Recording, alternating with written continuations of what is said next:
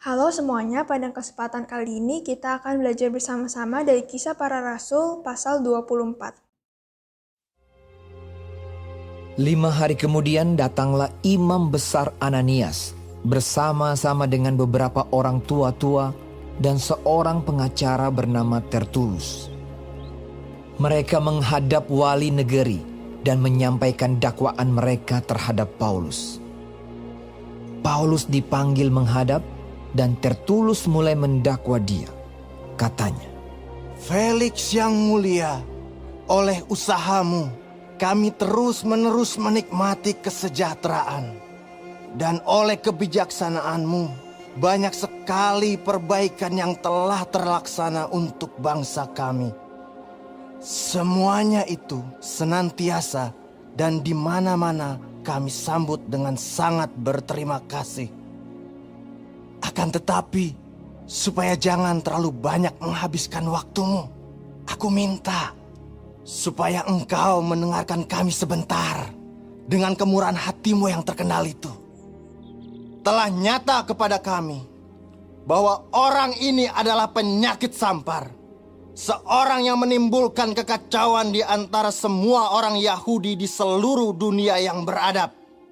Dan bahwa ia adalah seorang tokoh dari sekte orang Nasrani. Malahan ia mencoba melanggar kekudusan bait Allah. Oleh karena itu, kami menangkap dia dan hendak menghakiminya menurut hukum Taurat kami. Tetapi kepala pasukan Lisias datang mencegahnya dan merebut dia dengan kekerasan dari tangan kami.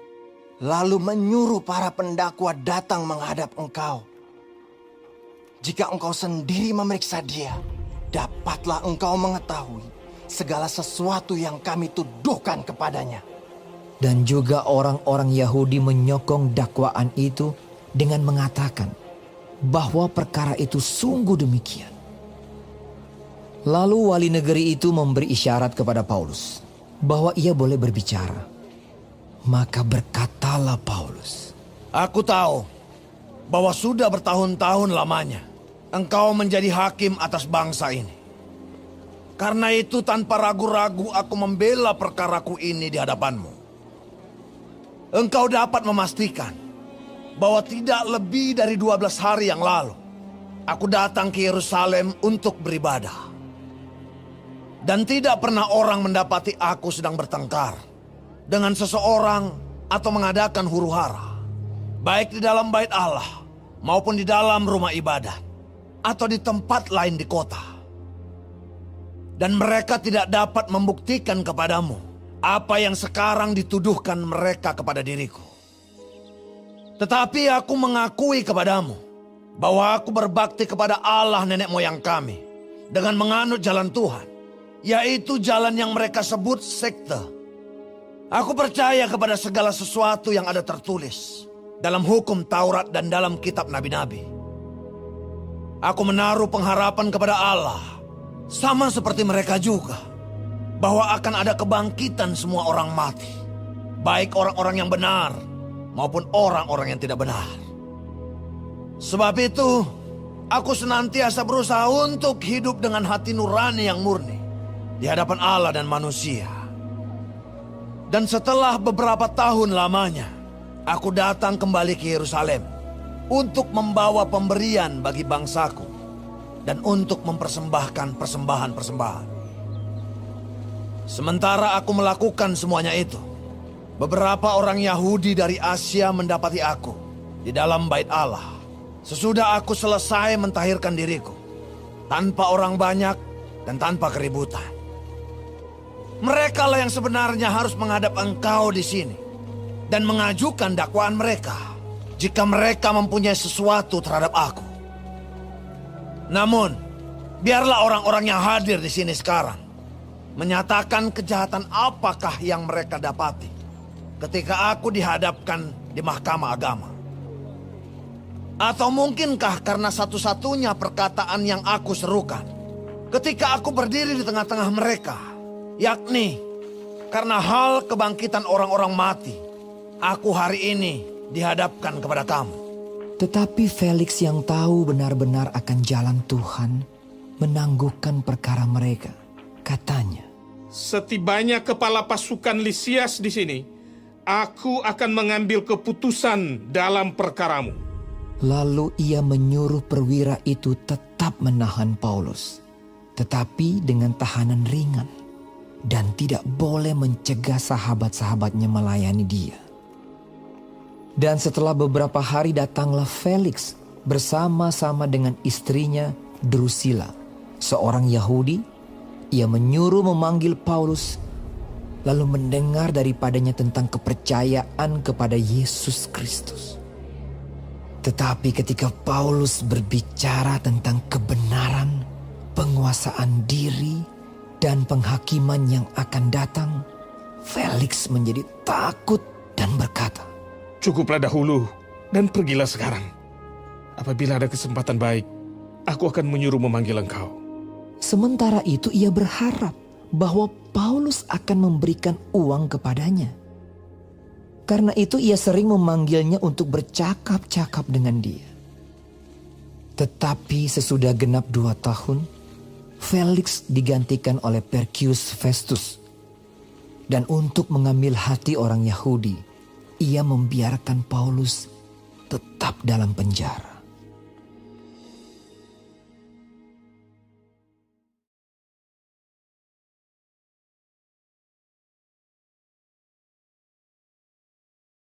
Jadi setelah Paulus dipindahkan ke Kaisarea, Paulus harus kembali berhadapan dengan Imam Besar Ananias dengan beberapa orang tua-tua dan seorang pengacara bernama Tertulus.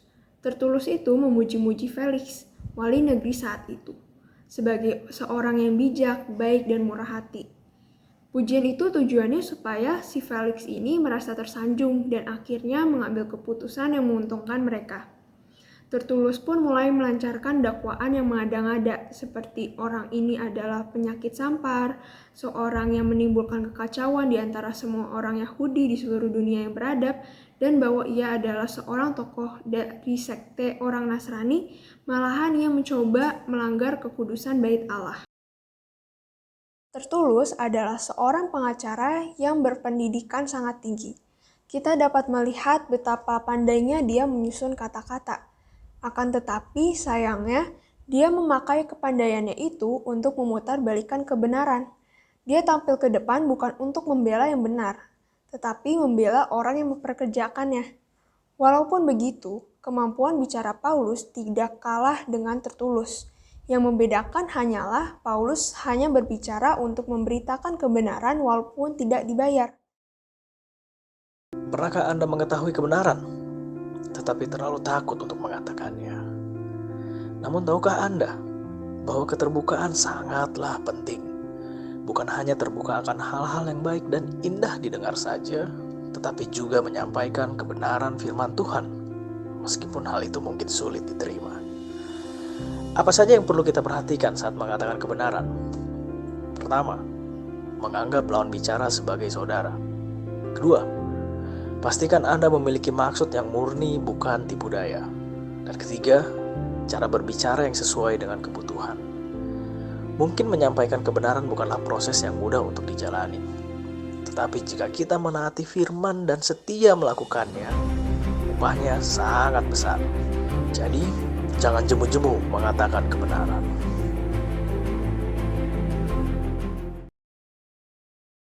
Setelah Tertulus menyampaikan dakwaannya, di saat itu wali negeri memberi kesempatan bagi Paulus untuk membela diri.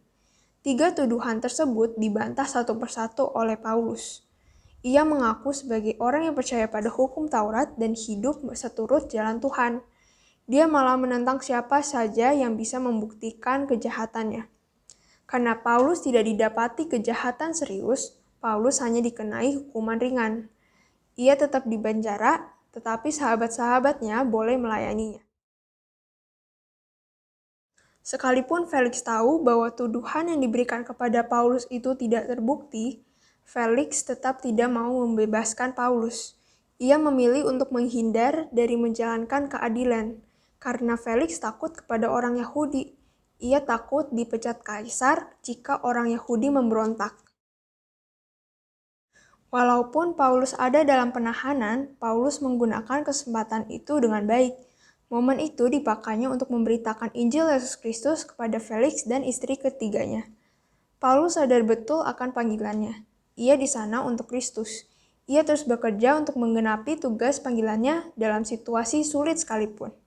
Jadi tidak mengherankan dalam situasi terjepit, Paulus tetap menyebarkan Injil Yesus Kristus. Di situ, Felix berkali-kali memanggil Paulus untuk bercakap-cakap dengannya. Felix tertarik dengan apa yang Paulus sampaikan, tetapi ketika Paulus mulai berbicara tentang kebenaran, penguasaan diri, dan penghakiman, Felix ketakutan dan menolak untuk mendengar hal tersebut. Hal itu kemungkinan karena Felix yang menjadi wali negeri hidup dalam pesta pora, seperti yang dilakukan oleh pembesar-pembesar lainnya pada waktu itu, dan tidak mau berubah dari keadaannya yang menyenangkan. Felix berusaha melindungi kekuasaannya, serakah akan uang, dan tidak mau bertobat. Padahal ia dan istrinya mendapat kesempatan untuk mendengarkan Injil dari Paulus, tetapi tetap menutup hati terhadap Injil. Hal inilah yang membuat Felix jauh dari kebenaran. Bahkan Felix terus-menerus memanggil Paulus, berharap Paulus memberikannya uang atau menyuap dia dengan uang. Mungkin kita pernah menjadi seperti Felix atau Tertulus, yang hidup dalam kemunafikan, kedagingan, dan tidak mau meninggalkan zona nyamannya di dunia ini. Tapi berbeda dengan Paulus yang tetap dan selalu berani meninggalkan zona nyamannya, memiliki pendirian yang teguh, iman yang kuat, dan kesabaran. Sekalipun dia ada di kondisi sulit sekalipun, dia tetap menjalani apa yang menjadi panggilannya.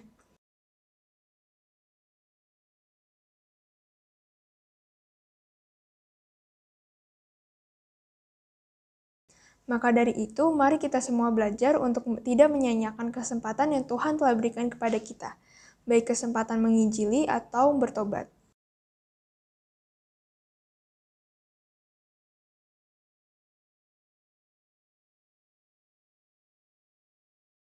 Sekian dari saya, terima kasih.